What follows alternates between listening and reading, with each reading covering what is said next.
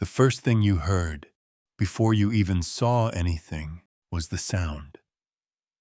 Not just a bark, not a regular growl, no.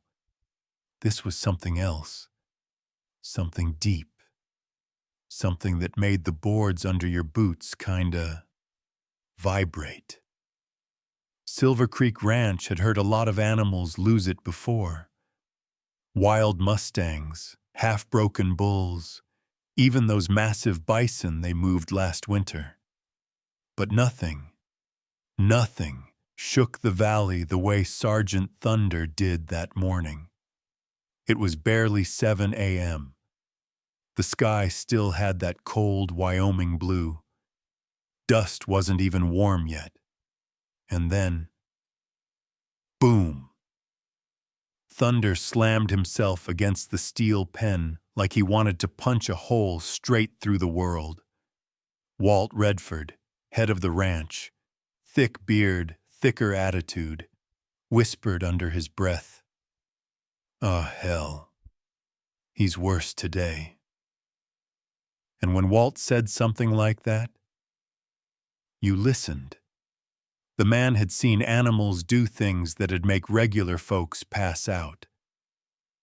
Then thunder roared again. Yeah, roared. It was the sound a creature makes when every nerve in its body is on fire. Metal rattled. Fence posts shook. One ranch hand, Joey, flinched so hard he dropped his rope. "Jesus," he muttered. "He's gonna break his damn skull someday." Walt didn't answer. He just stared at the pen like he was judging whether the steel was gonna hold this time. Inside the enclosure, Thunder wasn't just pacing. He was a storm trapped inside a box too small for him. His coat bristled. His muscles coiled like springs. Every few seconds, he'd slam himself into something. Then he hit the water trough. It didn't just tip. It launched. Water exploded everywhere, splattering across the dust and boots of two foul men standing too close. Beyond the fence line, the horses freaked out. You could hear them scream. Yeah, horses scream. And if you've never heard it, trust me, you don't want to. "Look at 'em," Joey said. "They can sense crazy a mile off." Walt shot him a look. "Ain't crazy," he muttered. "He's something else." Thunder slammed the gate again, harder. The chain link rattled like it was trying to breathe. Someone whispered, "That dog ain't fixable." Another murmured, "Should have put him down before he got here." But nobody said it loud. Not with Thunder snarling just 10 yards away, foam dripping from his teeth like he was chewing pure rage. This wasn't a dog you could bribe with a biscuit. Not a dog who needed a nap. This was a dog who'd lived through something so bad, so deep. It twisted everything inside him. Even the experienced men, guys who'd worked with killer bulls and horses that snapped bones, kept their distance. Hell, one ranch hand, Luke, refused to come within 30 feet after week 1. He said, "Man, that dog's eyes, they're wrong." Like Thunder was looking at something behind you. Like he wasn't just angry, he was remembering. And whatever he remembered hurt bad. Then wham! Metal groaned. "Back up," Walt barked. "He's in a break-in mood." Everyone slid back, boots crunching dirt, breaths held. Thunder stalked the pen, eyes wild, teeth showing. There's a moment, right before a predator attacks, where they look through you instead of at you. Thunder was doing that. To everyone. To everything. Then he lunged again. At a shadow. A noise. Or maybe nothing at all. Thunder didn't need a reason. He was the reason. Walt exhaled, hands on his hips. "Y'all see this?" he said. "This is what the department meant when they called him unmanageable." Joey scoffed. "Unmanageable? Man, this thing ain't a dog anymore." Then, behind them, old Harris, 72 years old, missing 2 fingers, tougher than barbed wire, finally spoke. And when Harris talked, you listened. He squinted at Thunder, spat in the dirt, and said, "Let me tell you something.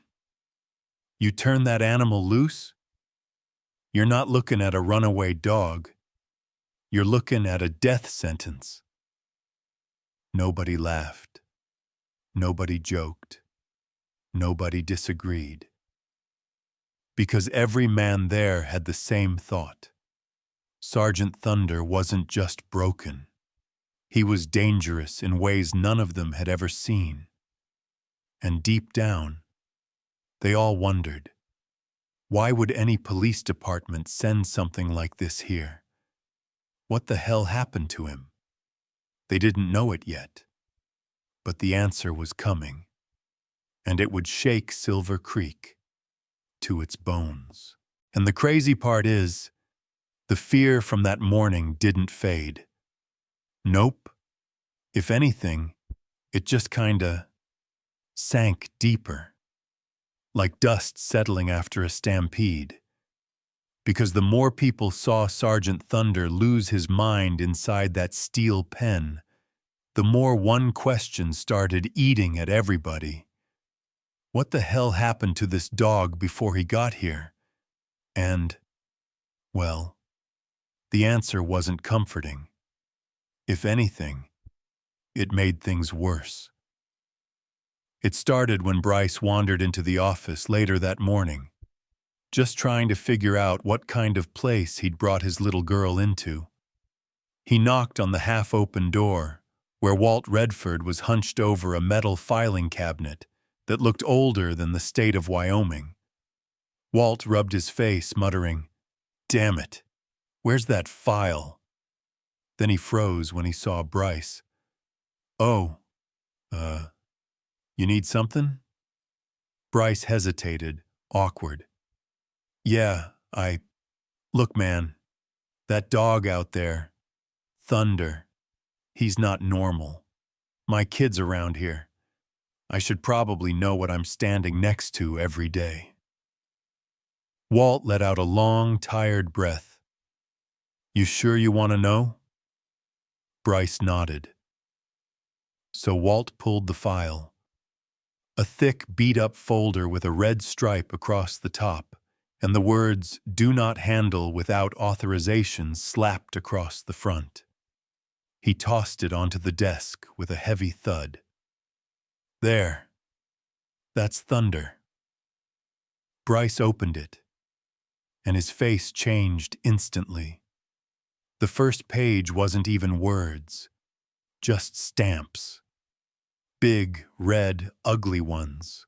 Hostile, triggered, unpredictable, extreme response risk. Page 2 was worse. Grainy photos, police body cam captures, Thunder foaming at the mouth, Thunder slamming into a patrol car, Thunder muzzled so tightly the straps dug into his fur. Bryce swallowed hard. Pitch. Threest. Jesus. Walt nodded. "Yeah, we said the same thing." Then Bryce hit page 3. A paragraph at the top read, "Subject attacked 2 officers during evaluation. Arapahoe County. Severe aggression. Not fit for duty. Recommended for termination. Bryce blinked. Termination? You mean? Walt cut in. Yeah, that kind of termination. The room suddenly felt too small, too warm, too airless. Bryce kept flipping pages, each one worse. More incident reports, more red-level classifications, more warnings, like paperwork for a death row inmate. Why didn't they put him down? Bryce asked. Walt shrugged. Some folks argued he deserved another shot. Said something about trauma, not aggression. Others just didn't want to deal with him anymore. So they dumped him here. Bryce stared at Thunder's photo. Eyes wild, glassy, haunted. Not mean, not evil, just lost, but still terrifying. So the whole state just shipped him off to Wyoming? Walt cracked a humorless smile. Wyoming's big. Folks think we got space for broken things out here. Then he tapped the file. But truth is, there ain't enough space in the whole damn West for what's happening inside that dog. Before Bryce could say anything, the office door squeaked open. Joey poked his head in. Hey, Walt, he said quietly. Guys are taking bets outside. Walt frowned. Bets? On what? Joey shifted. On how long until Thunder breaks that pen, or breaks somebody. Bryce's jaw clenched. They can't be serious. Oh, they are, Joey said. Randy, the big guy with the beard, he said, Wyoming's wide as hell, but even out here, there ain't a damn corner safe from that dog. Walt snorted. Randy's an idiot. Joey shrugged. Yeah, but he ain't wrong. Bryce felt something tighten in his stomach. Joey continued. People are saying, I'm just repeating here, but they're saying Thunder's the kind of animal you don't rehabilitate. You either cage him forever or... Slicing motion. Walt snapped. Shut up, Joey. Joey lifted his hands. What? I'm just saying what everyone's thinking. You let that dog loose in Wyoming? State ain't big enough to hide from him. Bryce closed the file. Thunder's growls rumbled faintly through the walls, like distant thunder rolling over the plains. Bryce whispered, Does anybody here actually believe he can be saved? Walt didn't answer immediately. He sat, pinched the bridge of his nose, exhaled slowly. Look, we've handled bulls that flipped trucks, horses that kicked clean through stall doors. Hell, we had a cougar once that broke 3 ribs on a handler before breakfast. But Thunder, he's different. I don't even think he knows what he's fighting anymore. He's just hurting. And when something hurts that bad, it hits anything in reach. Outside, another roar shook the air. It wasn't angry. It wasn't a challenge. It was something darker. A sound that made you think of pain you can't fix. Walt walked to the window and pulled the blinds. Thunder was in the pen again, pacing like a caged tornado. Walt said softly, If we can't figure this dog out, he won't last long. Bryce swallowed. So what happens now? Walt glanced over. Well, that depends. On what? Walt sighed. on whether anyone, can get close enough to reach what's left of that dog before he destroys himself. Thunder slammed the gate again, shaking the whole damn ranch. And somewhere deep in Bryce's gut, a single thought formed. There's no way out of this for that dog, unless something impossible happens. Just when everyone at Silver Creek thought Thunder couldn't surprise them anymore, something happened that made the entire ranch forget how to breathe. It started like any other dusty Wyoming afternoon. Sun high, wind kicking little spirals across the dirt, men cussing at feed bags that refused to stay tied shut. Walt Redford was outside Thunder's pen, arms crossed, mumbling about needing thicker steel. Joey leaned on the fence, pretending he wasn't scared. A few others hovered nearby, pretending to work, but really waiting to see if Thunder would slam into the gate again. Then Bryce Carter walked out from the old bunkhouse with his daughter trailing right behind him. At first, nobody looked. Kids came by sometimes. Well, not often, but enough that nobody freaked out. But this wasn't just any kid. This was Maddie Carter, the 6-year-old with messy brown hair, grass-stained boots, and a tiny bear-shaped backpack bouncing behind her like it had a heartbeat. She wasn't skipping, wasn't humming, wasn't even holding Bryce's hand like a kid normally would near a dangerous animal. Nope. She was just walking. Slow, curious, head tilted like she was studying the world.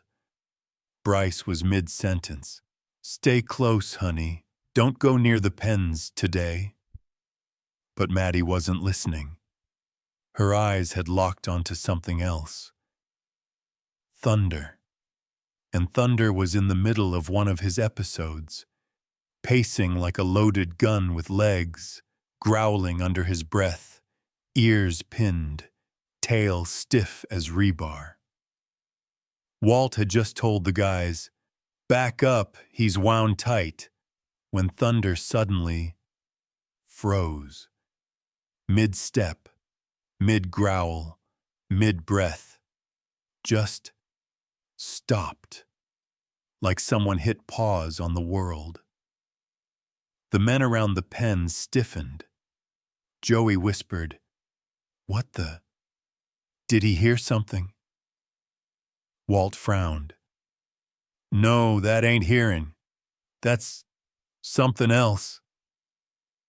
Thunder didn't blink, didn't twitch. He was staring straight ahead, straight at Maddie Carter.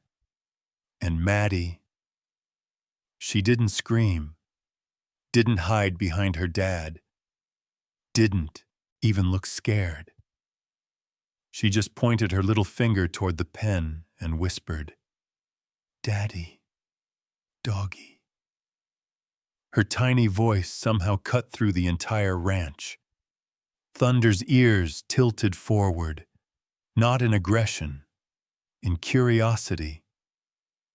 You could have knocked half the ranch hands over with a feather. Thunder had never looked at anything with curiosity. Bryce panicked instantly, rushing forward to block her view. "Maddie, honey, not this one. Stay by me. Stay right here." But she stepped to the side like he wasn't even there, like something was pulling her closer. And Thunder. He took a step forward, a slow step, gentle, not a lunge, not a charge, just a step. Joey slapped Walt's arm. Dude, he's coming closer on purpose." Walt didn't say a word. His eyes were wide, hands gripping the fence like he needed something solid. Thunder walked all the way to the front of the pen, stopping inches from the gate. He lowered his massive head and just stared at that little girl like she was the only thing existing on Earth. Maddie stared back. No fear, no tension. Just this strange calm, like she was looking at a friend she hadn't met yet. Walt whispered, voice cracking, What just happened?" And nobody answered. Because nobody knew, some ranch hands backed away, like this was supernatural nonsense straight out of a movie. Others leaned closer, trying to understand how the most dangerous dog in Wyoming was standing still, quiet, almost submissive, before a 6-year-old. Bryce gently grabbed his daughter's shoulders. "Maddie, sweetheart, we're going now." She didn't take her eyes off Thunder. "Daddy, he's sad." The words froze everyone. Maddie wasn't guessing. She said it like a fact. And damn it, it hit harder than Thunder's growls. Then Thunder made a sound nobody had heard before. Not a growl, not a bark, not a threat. A soft, low whine, almost a plea. Walt staggered back. No way. He's never made that sound. Not once since he got here. Thunder pressed his nose gently against the gate, staring at that little girl like she was someone he recognized from another lifetime. And Maddie? She just smiled. A small, gentle smile. Bryce scooped her into his arms and hurried away from the pen. Thunder followed her with his eyes until she disappeared behind the truck. And then, the moment she was gone, the storm inside Thunder came roaring back. He snarled, pacing, slamming the gate again. Walt dragged a hand down his face. "What in the hell was that? You guys saw it. Tell me I didn't imagine that." Nobody answered. Nobody wanted to be first. Because the truth was impossible. The dog nobody could tame. Just listened to a child who didn't give a single command. So now tell me something. And seriously, we argued about this all afternoon. If you were standing there, watching Thunder freeze because of that girl, which reaction would you choose? 1. Believe it was luck. 2. Believe it was something deeper. 5. Or think, I don't know, but something's wrong. 6. Or would you do something else? Comment by number only. I want to see which group you belong to. And honestly, after what happened earlier, Thunder freezing for Maddie like some spell had hit him. Most of the guys at Silver Creek kept replaying it in their heads, trying to make sense of it. But whatever weird calm Maddie brought? Yeah, that didn't last long. Not even close. It happened fast. Too fast. The kind of fast where your brain lags behind your eyes. Bryce was fixing a busted water hose near the barn. Maddie was 20 yards away, kneeling in the dirt, drawing something with a little stick. A flower, a horse, whatever kids draw when they're bored. Thunder was in his pen, pacing harder than earlier, like something inside him was winding tighter and tighter. Walt had been saying, "We need to reinforce that hinge. Thunder's been hitting it all day." When? Crack! Not a normal crack. This was a metal-splitting, bone-deep, oh no, something just went wrong kind of crack. Everyone turned. Everyone saw it. The hinge on Thunder's gate, the one they kept meaning to fix, the one Thunder kept slamming, snapped, not loosened, not bent, snapped. The gate swung forward an inch, just enough. And Thunder saw it. You could see the exact moment his brain clicked. His body stiffened, ears forward, muscles tightening like he'd just been given a command nobody else heard. Then, the world broke open. Thunder exploded out of that pen, not running, not trotting.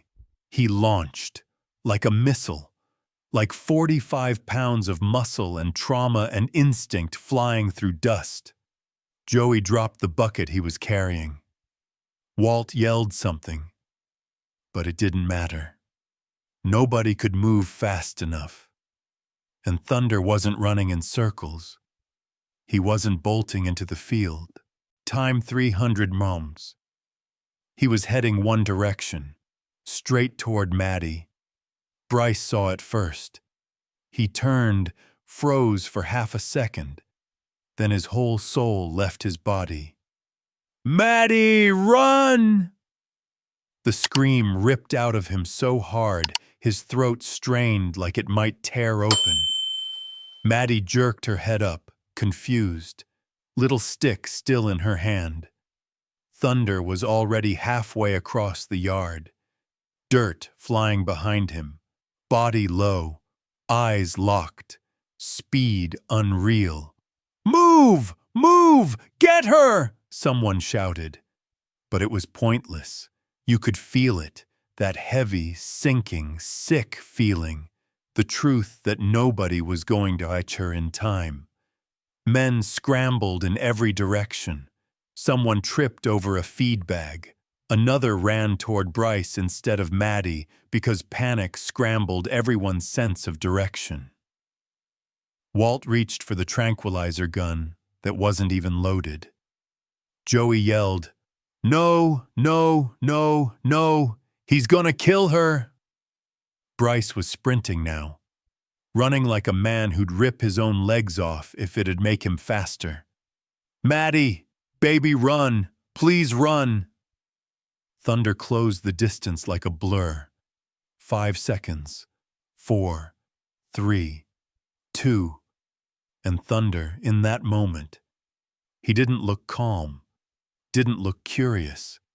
He looked like raw, unstoppable force. Dust whipped behind him.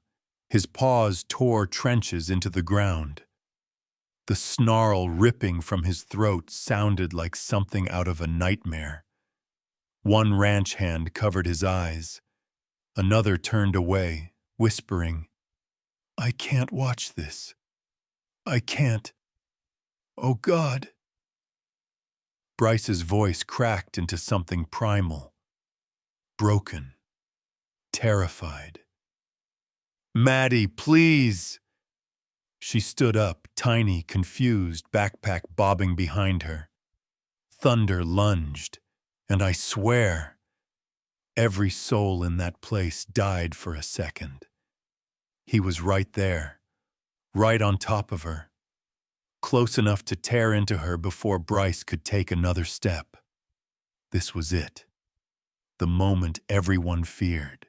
That split second where the world slowed down, sound cut out, and all you could hear was your heartbeat punching at your rib cage. Thunder's shadow swallowed Maddie. His teeth flashed. His front paws blasted dirt like explosions. Someone screamed, "No, no, no," and then, but not now, not yet.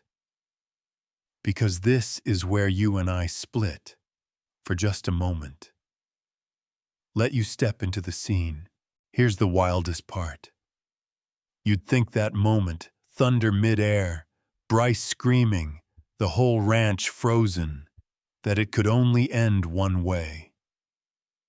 But nope. What happened next? Man, even now, thinking back on it, it still hits like a punch to the ribs. So Thunder's in the air, right? Teeth bared, forelegs out, dust exploding behind him like a rocket booster. Bryce is still screaming her name like the world's ending. Some ranch hands have already flinched away, expecting the worst. And Maddie? This tiny 6-year-old kid with a bare backpack and scuffed-up boots? She doesn't run, doesn't scream, doesn't even take a step back. She just lifts her little hand, slow, calm, like she's waving at a neighbor, like she's saying, "Hey there." And that small hand, that soft motion, that tiny gesture, it hit Thunder harder than any fence, any tranquilizer, any order ever had. Thunder's body, this freight train of muscle and fear and momentum, jerked. Not a stumble, not a hesitation. A full-body panic-stop skid. His paws dug so deep into the dirt, the ground practically exploded. Chunks of earth flew behind him like shrapnel. The sound. God, that sound. A screeching, gritty scrape that made everyone's teeth clench. Dust shot up around them, a whole cloud swallowing Thunder and Maddie like the world just tore open. Bryce tripped mid-sprint. Someone yelled, "Holy!" but never finished. Joey grabbed the fence so hard the wood cracked. And inside that dust cloud, you could still hear Thunder's growl, until suddenly you couldn't. It didn't fade. It didn't trail off. It just stopped. Like someone squeezed the sound right out of him. When the dust finally cleared, every grown man on that ranch forgot to breathe. Thunder, the same dog that had busted steel bars, the same dog that had thrown 2 officers to the ground, the same dog the state called a walking disaster, was standing there, level, strong, frozen. Muzzle inches from Maddie's hand. Not biting, not barking, not snarling. Just still. His chest heaved like he'd run a marathon.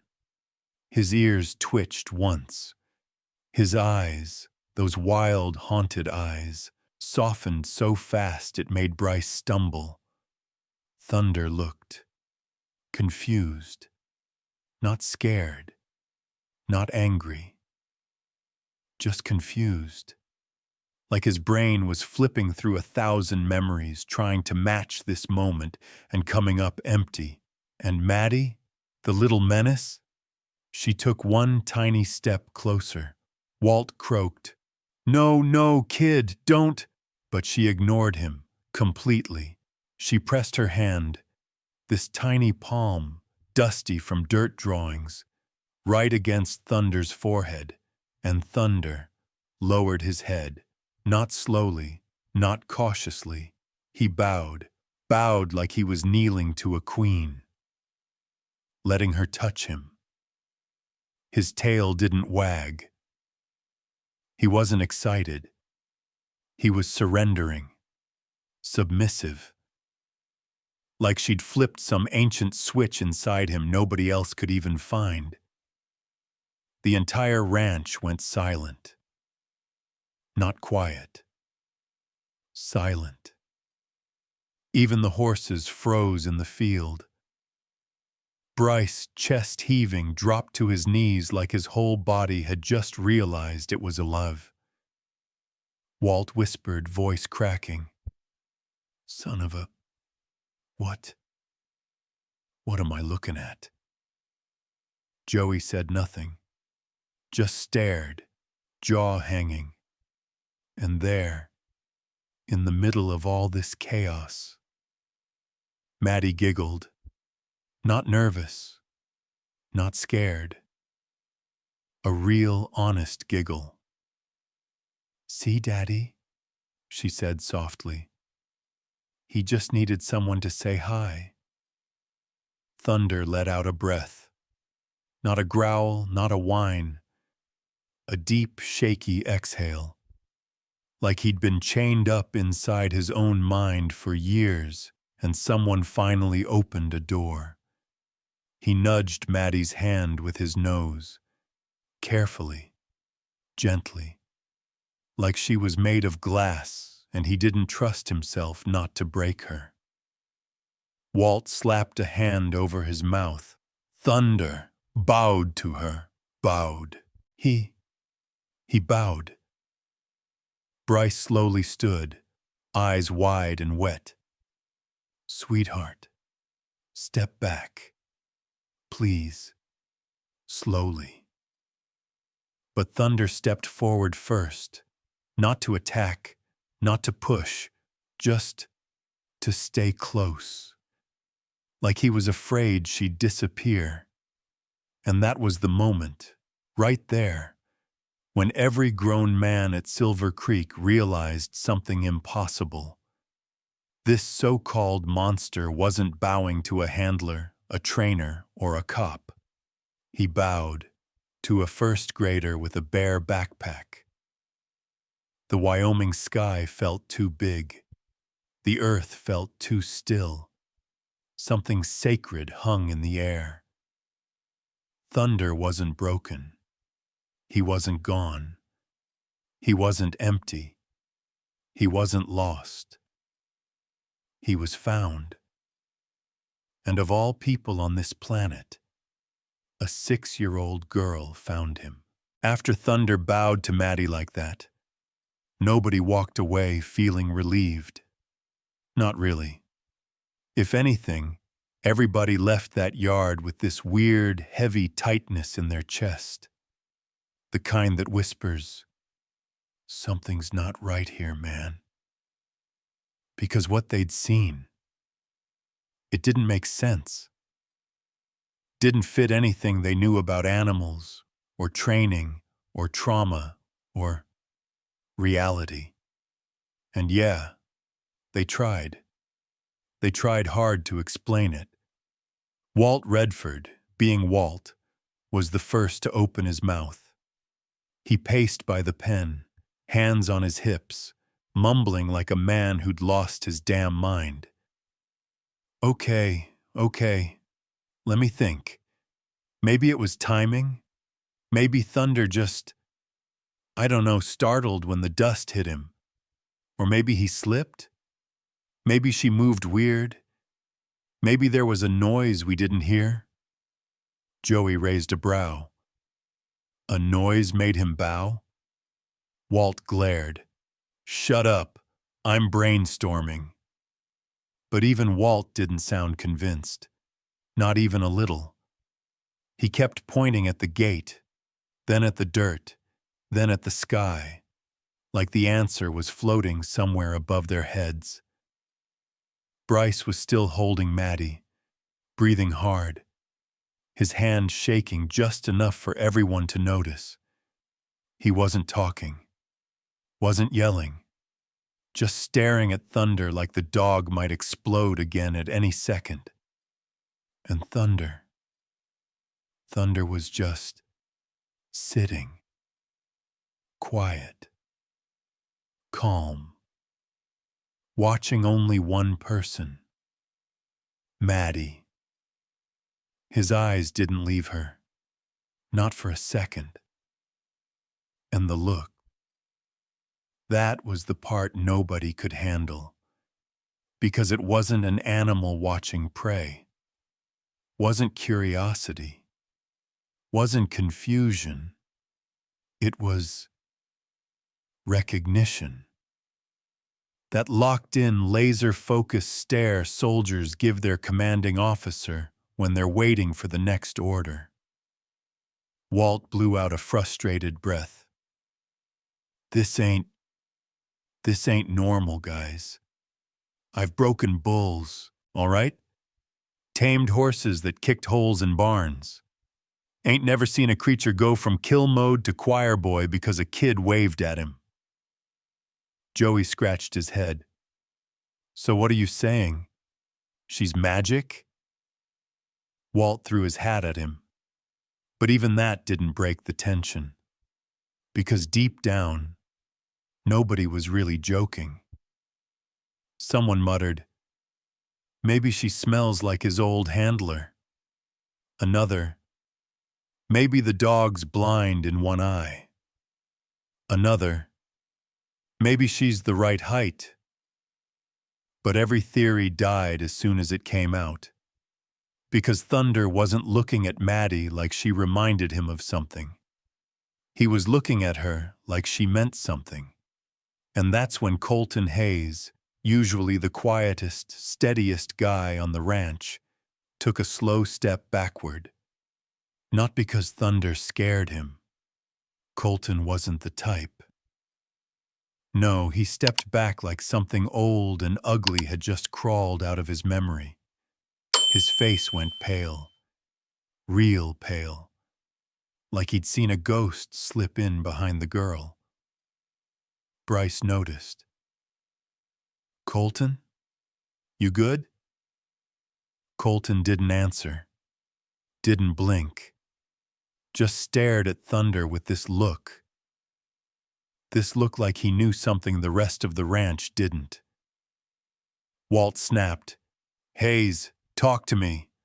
What's wrong?" Colton swallowed hard, his Adam's apple bobbing once. You ever see a dog look like that before?" Walt frowned. "Like what?" Colton pointed, tiny motion, shaky finger, toward Thunder's face. "That look. Right there. The way he's staring at that kid." He took another step back. "I've only seen that once in my whole damn life." Everyone went silent. Thunder was still staring at Maddie, ears forward, head lowered just a bit, body still but coiled, like he was waiting for something only she knew how to give. Joey whispered, "Dude, what are you talking about?" Colton finally looked away, his eyes haunted. "I saw that same look on a K9 in Colorado Springs, years back. Dog crawled across a floor to protect a kid it didn't even know. Whole room going to hell, sirens screaming, gunfire. And that dog locked onto that child like the world disappeared." He swallowed again. "That look right there, that's loyalty. Pure, immediate, unexplainable." Walt stiffened. "You're saying Thunder's attached to the girl?" Colton shook his head. "No, I'm saying he's already bonded." Bryce's grip tightened around Maddie. "Bonded? What does that even mean?" Colton dragged a hand down his face. "It means, hell, I don't know, like he's picked her. Like he's decided she's his whole reason for breathing." Walt laughed once, nervous, shaky. "That ain't possible. A dog don't bond like that in 30 seconds. Colton muttered, "Yeah, you'd think so." Walt turned back toward Thunder, searching for any aggression left. But there wasn't any. Just that same unnerving, laser-focused stare. Meanwhile, Maddie cupped her hands around Bryce's cheeks, whispering, "Daddy, he's not bad. He's just scared." And Thunder's ears twitched every time her voice touched the air. Walt wiped sweat off his neck. I don't like this. I don't like things I can't explain. Joey nodded slowly. Yeah, it's creepy, man. Like he knows her or something. Like he's waiting for her to tell him what to do. Bryce swallowed hard. And the weirdest part? Nobody disagreed. Nobody tried to laugh it off. Because the truth they didn't want to admit was becoming impossible to ignore. Thunder wasn't looking at Maddie like she saved him. He was looking at her like she belonged to him, like she was the one thing he'd been waiting for. Once Colton dropped that one sentence about having seen that look before, nobody could just walk away. Not Bryce, not Walt, not Joey, not even the ranch hands pretending they hadn't heard anything. Because Colton Hayes wasn't the type to talk much. Hell, the guy barely said 20 words a day. So when he started breathing weird and backing away like some old memory was chewing him up from the inside, yeah, everybody felt it. Walt stepped closer. Hayes, spit it out. You know something, don't you?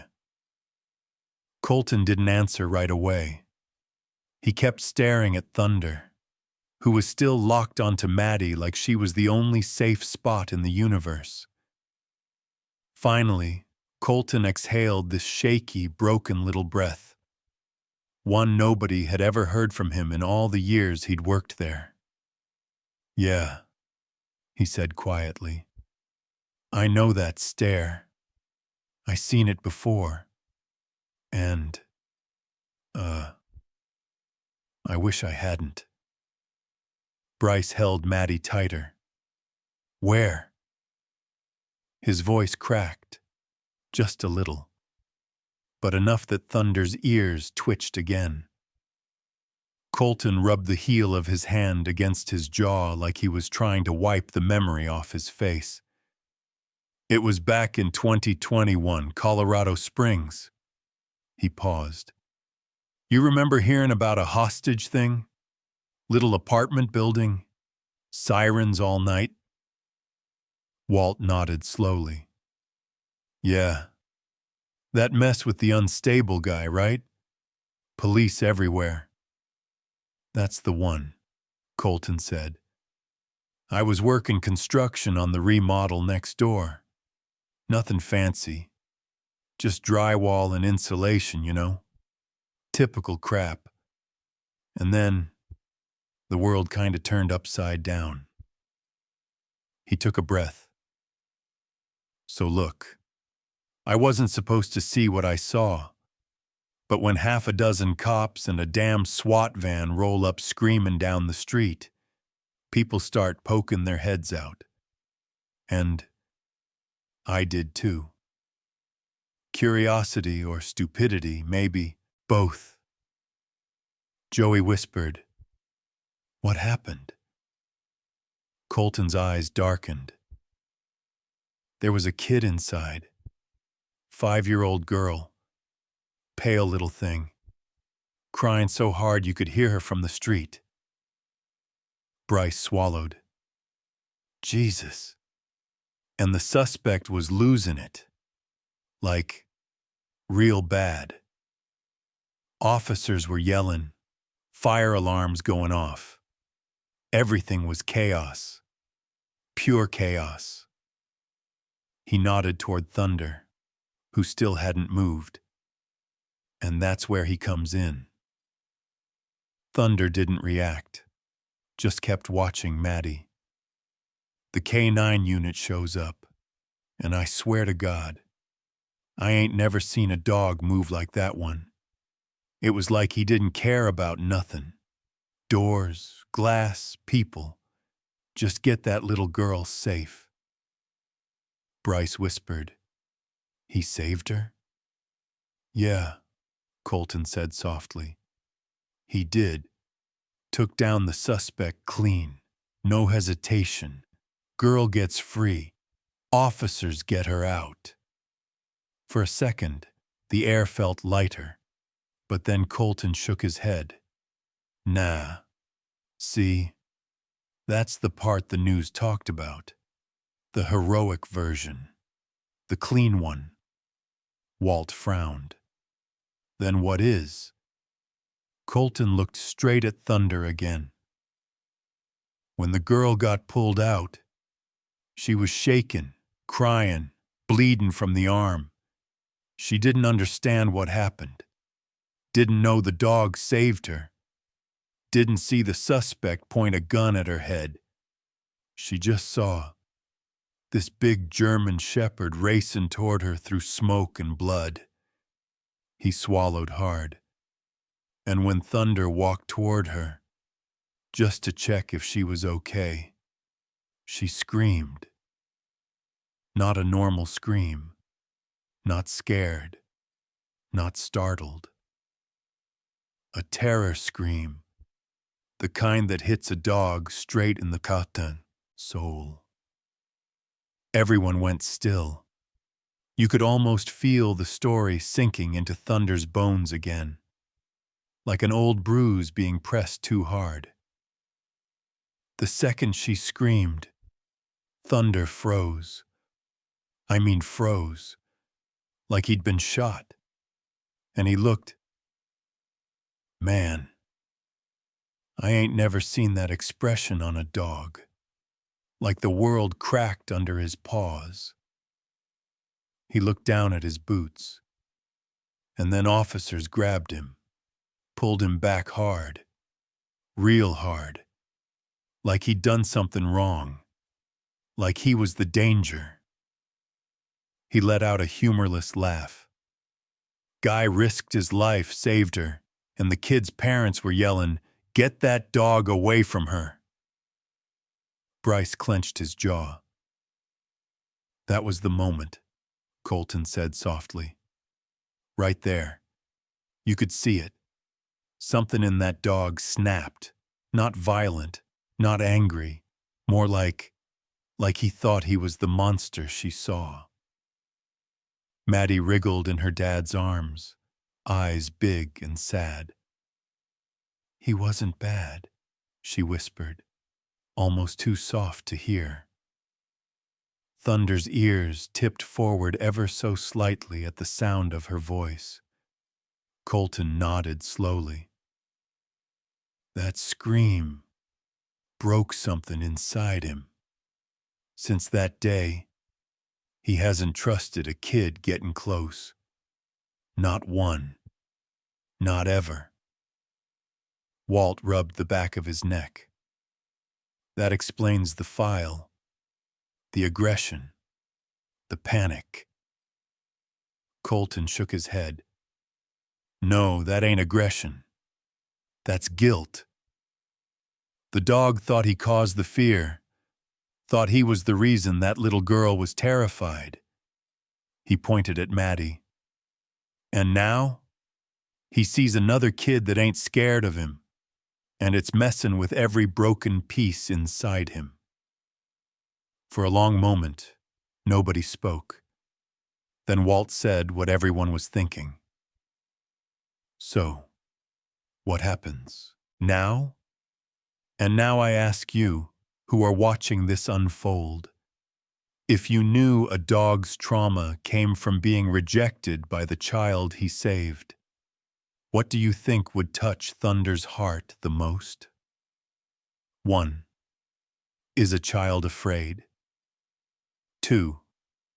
A third-person view. 5.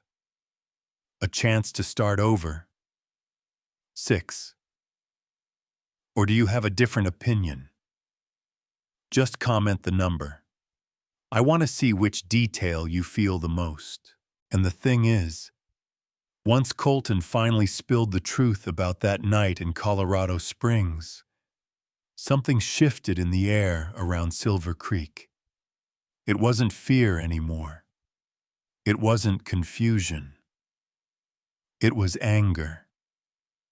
A quiet, heavy kind of anger. The kind that sits in the bottom of your ribs and just smolders. Because the more everyone thought about Thunder's past, the more one thing became painfully clear. That dog didn't deserve what happened next. Not even close. Colton leaned against the fence, arms crossed tight like he was holding himself together. "You know," he said quietly, "the part folks don't talk about is what they did to him afterward." Walt glanced over. "What do you mean? We know they pulled him from the unit." Colton shook his head slowly. "Pulled is a nice word. They stripped him down like he'd committed a damn crime." Joey frowned. "But he saved a kid. How does a hero dog end up—" Colton cut him off, voice sharper than usual. "Because humans get scared, Joey. And scared people do stupid, cruel things." He took a deep breath. "Right after the little girl screamed, everything went sideways. Her parents freaked out. Officers jumped. One of them shoved Thunder back so hard he hit the wall." Bryce clenched his jaw. "Jesus. All Thunder did was try to check if she was okay. But the parents? Man, they were yelling loud. 'Get that animal away from her. That dog tried to kill her.'" Walt muttered. "Idiots." Colton nodded. "The department didn't want to deal with public backlash.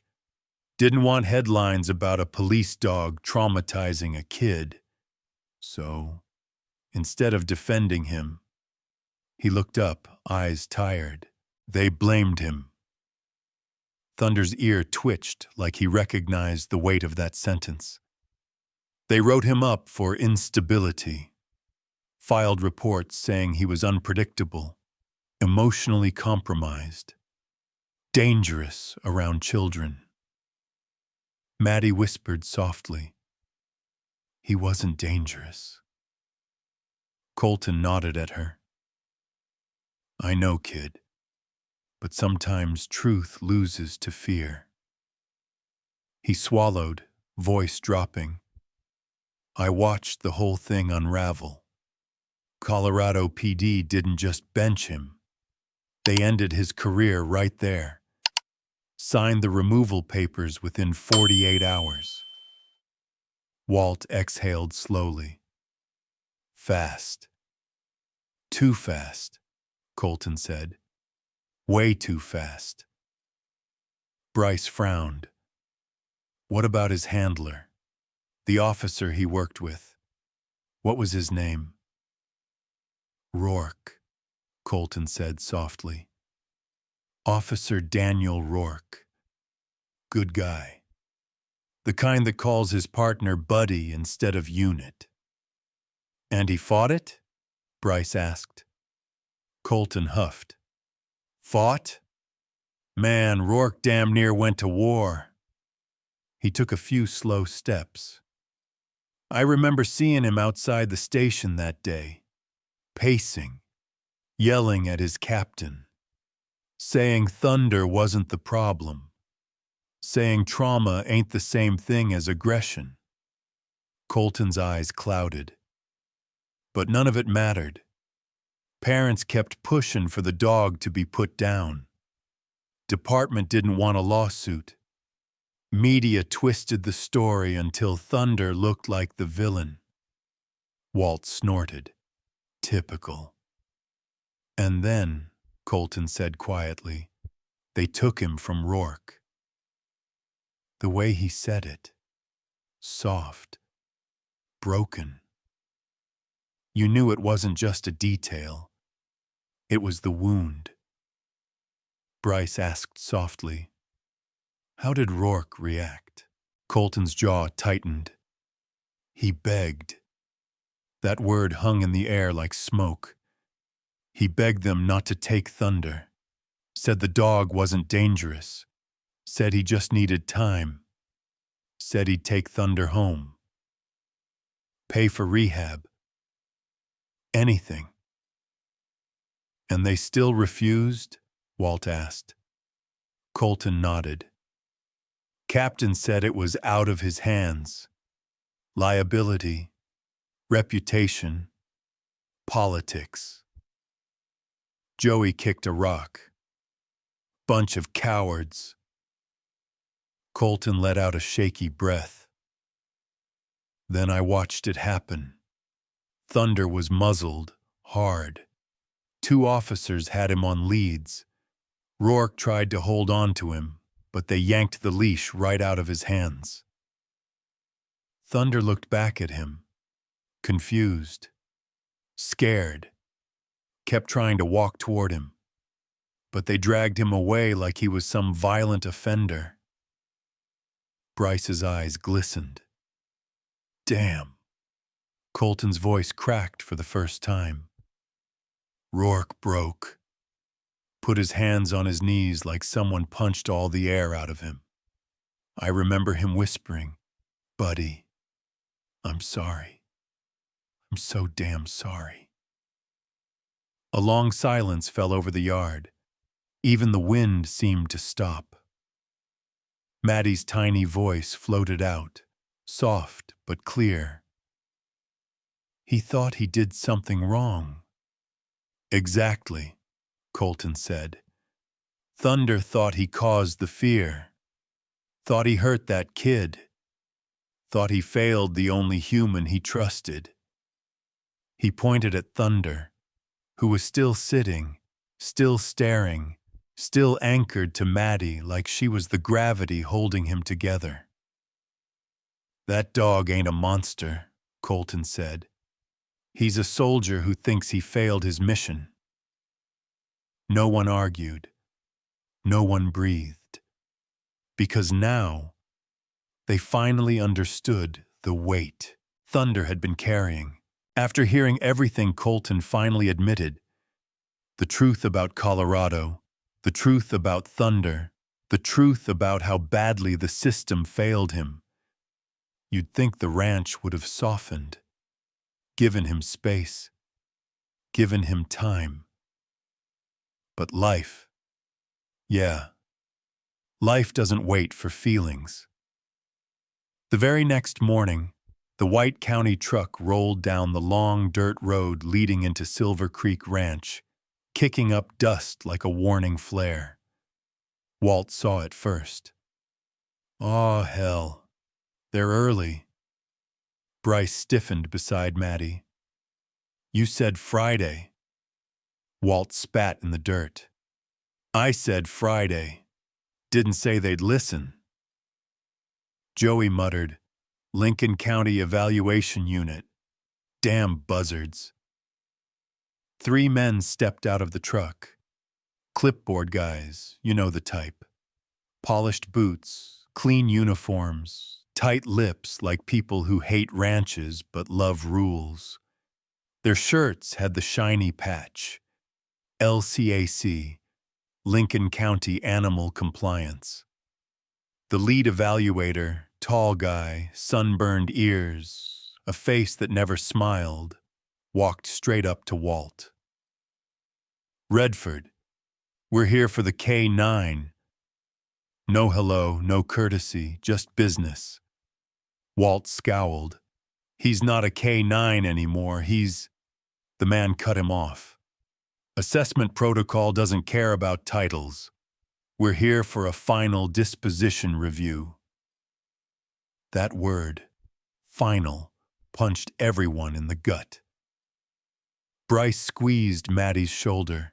She clutched her little bare backpack like it could shield her from whatever came next. The evaluators set up fast. Too fast. The arena cleared, gates locked, poles and fences double secured like Thunder was already guilty just for existing. Thunder paced behind the inner gate, nervous, confused, breathing too fast. He knew something was off. He felt it in the air. Everyone did. Walt tried one last time. Look, maybe you should hear. The evaluator lifted a hand. We're not here to debate. We're here to score. 3 strikes. You know the rules.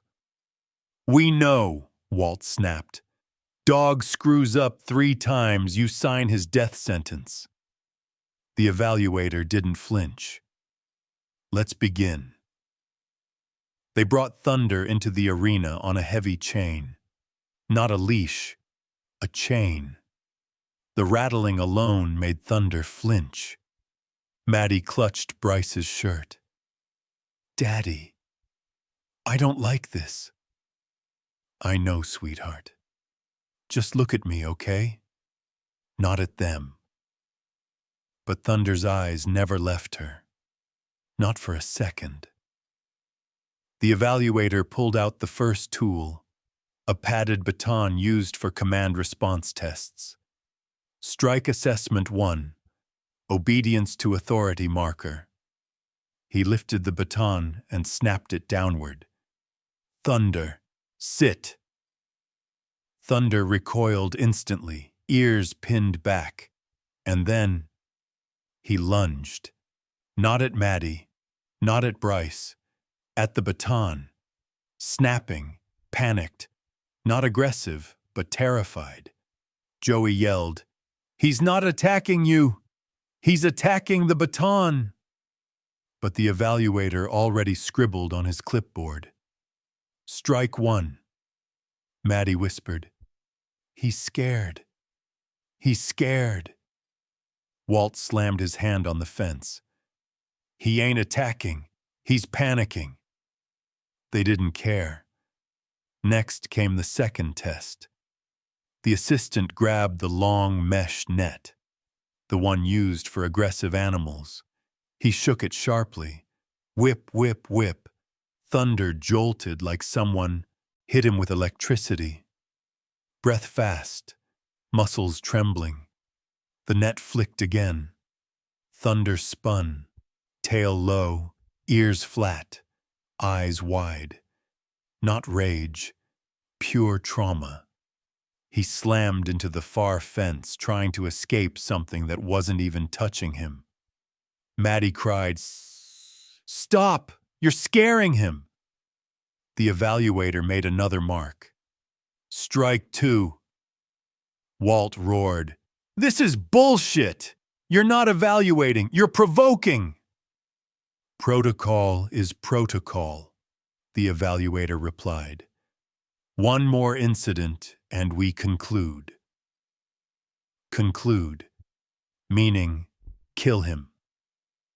The air grew heavy, hot, still. Thunder stood in the middle of the pen, chest heaving, legs shaking. He wasn't dangerous. He wasn't reacting. He was shutting down. The evaluator raised his voice. Proceeding with the third assessment, reapproach under stress. Bryce's eyes went wide. They're gonna push him until he snaps. That's the goal. Maddie tugged his sleeve. Daddy, make them stop. Thunder's hurting. Bryce closed his eyes and pulled her close. He couldn't do anything without getting arrested. Maddie, keep your eyes closed, okay? Don't look. She shook her head. No, I want to see him.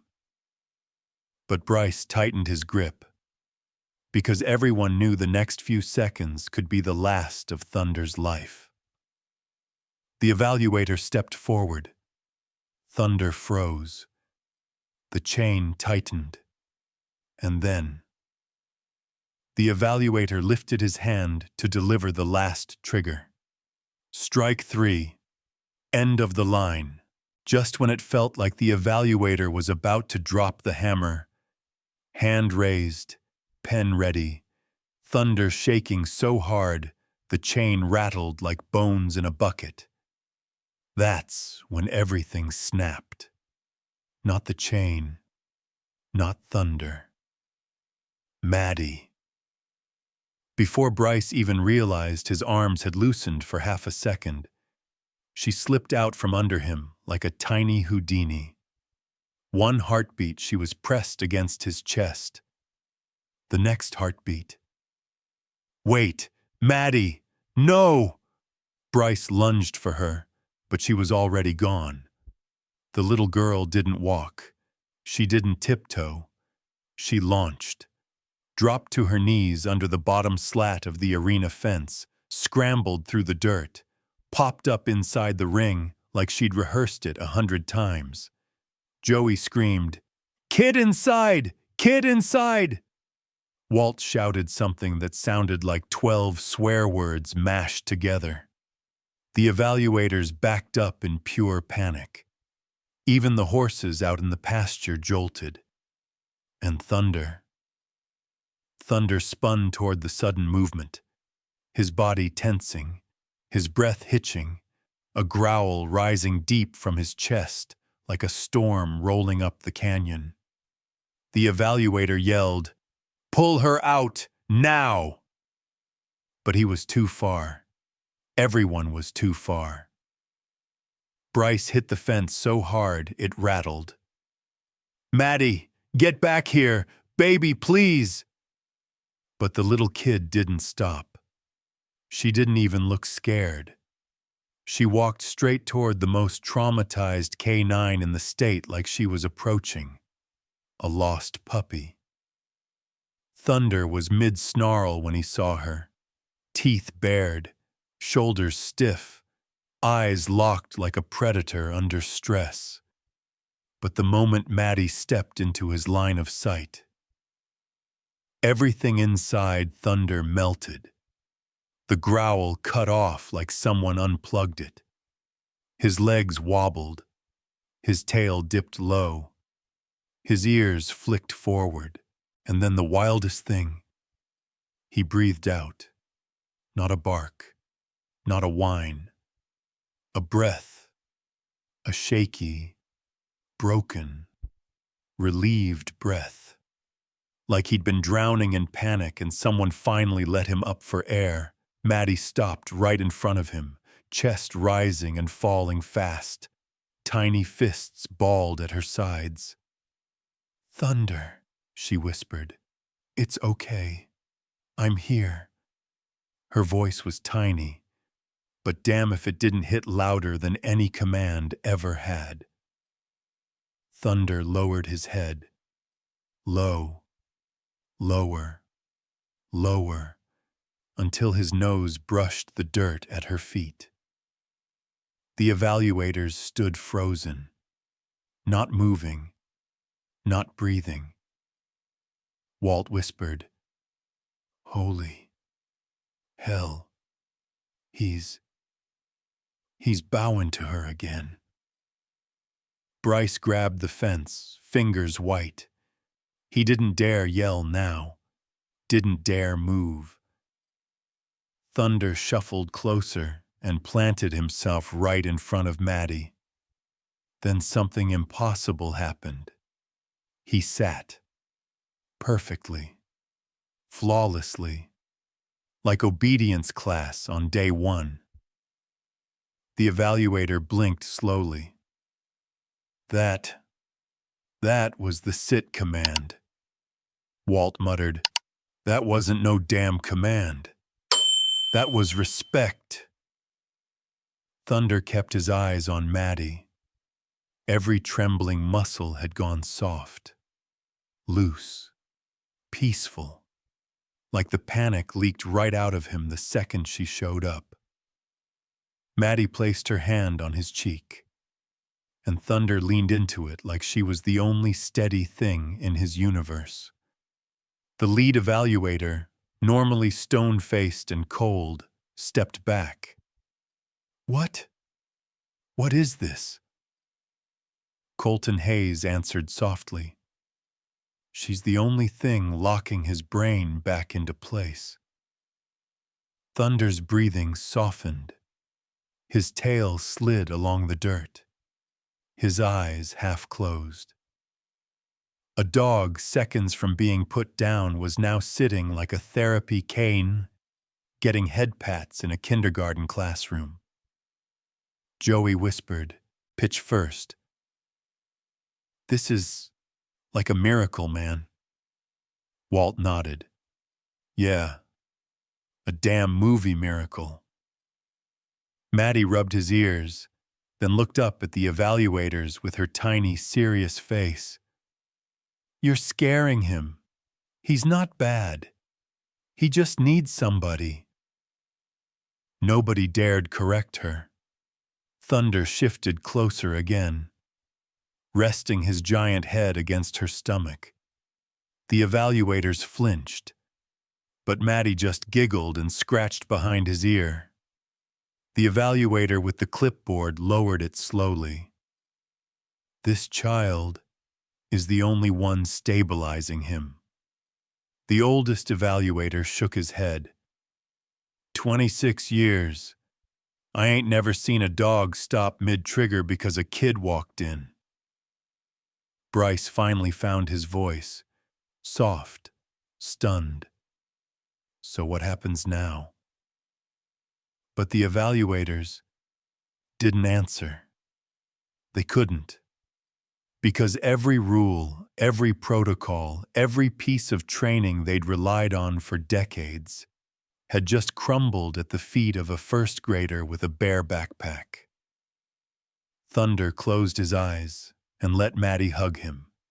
And everyone, every grown adult standing there, knew the truth. She wasn't just calming him. She was saving him. After that insane moment in the arena, Thunder sitting perfectly still just because Maddie stepped in. Nobody knew what came next. Not Walt. Not the evaluators. Not Bryce, who was still shaking like someone unplugged his bones. Not even Thunder himself. But Maddie? Yeah. She walked out of that arena like she already knew what needed to happen. What nobody expected, though, was that what needed to happen was healing. Real healing. Slow, patient, stubborn as hell healing. And all of it, every damn bit, started with a 6-year-old and a bear-shaped backpack. The evaluators gave them a few days. They claimed it was for observation, but everybody knew the truth. They were waiting to see if Thunder snapped, waiting for him to crack, waiting for the miracle to break. Instead, something else broke. Thunder's walls, little by little, hour by hour, piece by stubborn piece. It started that first morning after the showdown, when Maddie marched straight up to Thunder's pen, holding a bright red bandana in her hand. Bryce followed her like a shadow. Maddie, baby, maybe don't put your hands too. She ignored him completely. Thunder, she whispered. Sit so I can put this on you. And damn if Thunder didn't sit instantly. Walt muttered, Dog wouldn't even sit for a pork chop last week. Joey elbowed him. Shh, let the kid work. Maddie slipped through the gap in the fence, stepping into Thunder's space like she'd lived there her whole life. Thunder didn't jump, didn't stiffen, didn't panic. He lowered his head like he knew exactly what she was doing. She looped the bandana around his neck, slow, careful fingers knotting it, while Thunder stayed as still as a statue. Bryce whispered, Pitch first. I don't believe this. Colton chuckled. Believe it. She's rewiring him. And honestly, she was. Because the second she tied the last knot, Thunder took a tiny, trembling breath. Like something deep inside him loosened. Like he finally felt chosen. He nudged her shoulder gently, almost asking, Is this okay? Is this real? Maddie smiled. There. Now you look like a good dog. And he melted.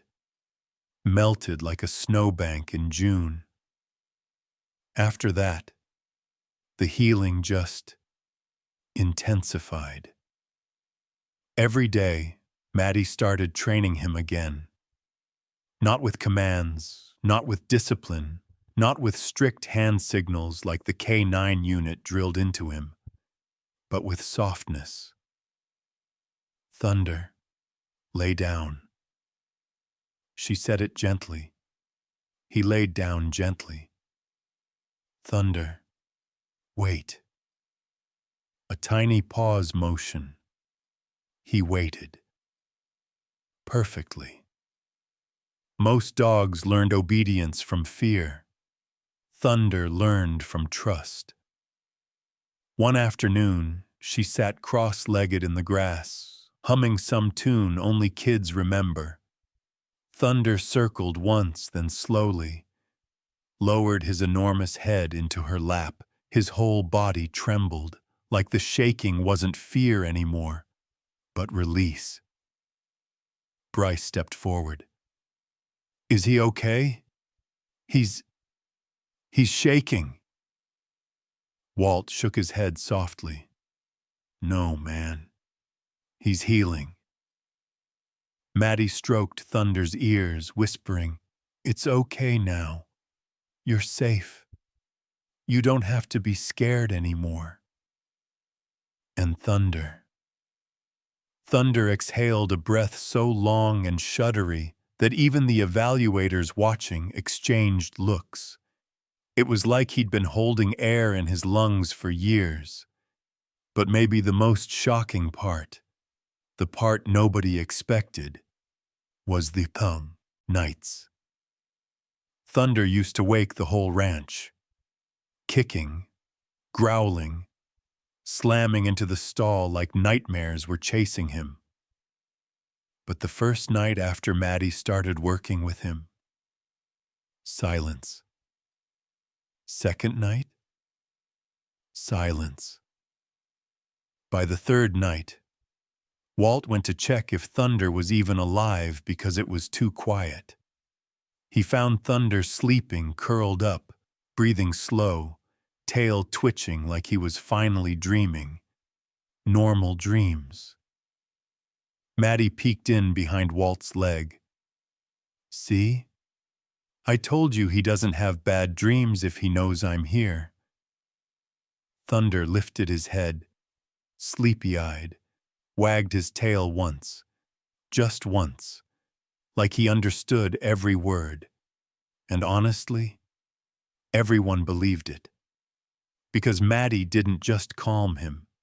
She gave him something he hadn't had since the day they ripped him from Officer Rourke. A reason to trust the world again. A reason to breathe. A reason to come back to himself. By the end of the week, the ranch wasn't looking at Thunder like a threat anymore. They were looking at him like a miracle they were scared to blink at. And Maddie? She walked around like she was carrying something fragile and powerful in her chest. Because she kinda was. Thunder followed her everywhere now. Not like a guard dog. Not like a K9 on duty. Like a soul who finally found its anchor. Like he'd been searching for a voice gentle enough to drown out the scream that ruined him. And somehow, a first grader had that voice. And honestly, after watching Thunder slowly come back to life, sleeping again, trusting again, breathing again, everyone at Silver Creek kinda hoped things would just stay calm for a while. Let the dog heal. Let the kid keep being magic. Let the ranch catch its breath. But life doesn't do calm. Not here. Not on a working ranch where 10 tons of muscle, horns, and panic can change everything in one heartbeat. And that heartbeat came on a Thursday. A windy one. the kind of windy that slams barn doors and makes the horses twitchy. The ranch hands were sorting cattle into the south pen. Big Angus bulls, thick-necked, wide-shouldered, the kind that don't care who you are if they get riled up. Maddie was nearby, sitting on the grass outside Thunder's pen, braiding little yellow flowers into his red bandana. Thunder lay curled beside her, breathing slow, peaceful, like a dog finally learning what quiet felt like. Bryce was stacking hay bales just 20 yards away, keeping one eye on work and one eye on his daughter, like always. Walt was double-checking latches with the evaluation team trailing behind him, still pretending they were assessing, though everyone knew the truth. They were waiting for Thunder to slip, waiting for an excuse, waiting for the miracle to fall apart. And then it happened. A metal gate on the cattle pen slammed open with a bang so loud it echoed across the whole ranch. One bull, the meanest Angus on the property, a 1,700-pound wall of pure panic, shot forward like a cannonball. Joey screamed, "Heads up! Bull loose!" Walt spun. "Lock it down! Move! Move!" But the bull wasn't charging the men, wasn't heading toward the barn. He was sprinting, full speed, dust exploding behind him, straight toward the one thing in his line of sight. Maddie. Bryce looked up and his soul just shattered. "Maddie, run!" His voice cracked so hard, Thunder jumped to his feet instantly. The evaluators froze. The ranch hands froze. Every living thing froze, except the bull. The monster was coming, fast, faster than Bryce could run, faster than anyone could get between them. The ground shook, the air trembled, even the wind pulled back. Maddie turned, tiny, fragile, eyes wide, just in time to see the shadow of the bull growing over her. Bryce was sprinting, legs burning, screaming her name like it could stop the world. But it wouldn't matter. He was too far. Everyone knew it. Everyone felt it in their ribs. And then Thunder moved. Not ran. Not lunged. He launched. A streak of tan fur, muscle, instinct, and something deeper. Something fierce, something ancient, something that had been asleep until Maddie woke it up. He crossed the field in seconds. A blur. A missile. Joey shouted, "Holy! Thunder! No!" But Thunder wasn't listening to anyone. Only her. And just when the bull was close enough to crush Maddie, Thunder hit him. Hit him like a battering ram. Like a freight train. Like a soldier choosing his mission. He slammed into the bull's shoulder with everything he had, flipping the animal just enough to knock its charge offline. Instead of crushing Maddie, the bull stumbled sideways, skidding across dirt, crashing into a hay pile and tearing it apart. Thunder landed hard, rolled, scrambled up, and planted himself between Maddie and the giant. Growling, teeth bared, body low and steady, not scared, not panicked, protecting. Every man there felt their chest cave inward. Bryce collapsed to his knees, breath gone, pitch first. Maddie. Oh God. Baby. The evaluators stared like their entire job description had just exploded. Walt wiped his eyes. Damn it. That dog's a hero. The bull shook itself, snorted, then bolted toward the open field.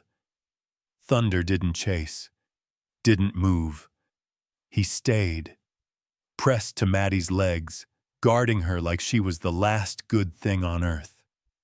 Maddie dropped to her knees and hugged his neck, burying her face in his fur.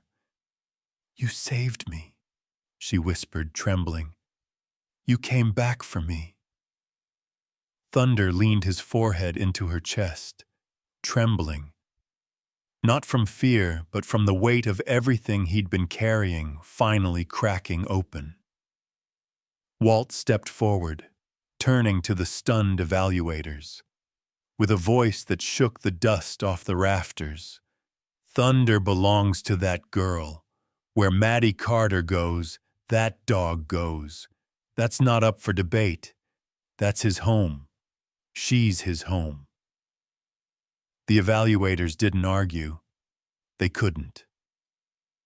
Bryce scooped Maddie up, but Thunder stayed pressed to them, refusing to step even an inch away. Maddie cupped Thunder's cheeks, looked into his eyes, and whispered, "I found you again." Thunder closed his eyes and let her hold him, like surrender, like relief, like healing, like choosing life.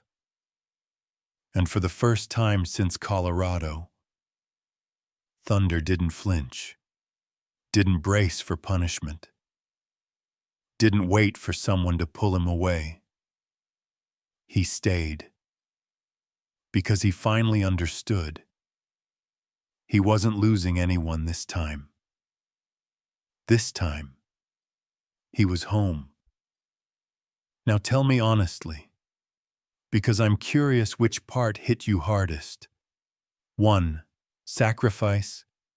2. Absolute loyalty. 5. The feeling of this is the real Thunder, time 306.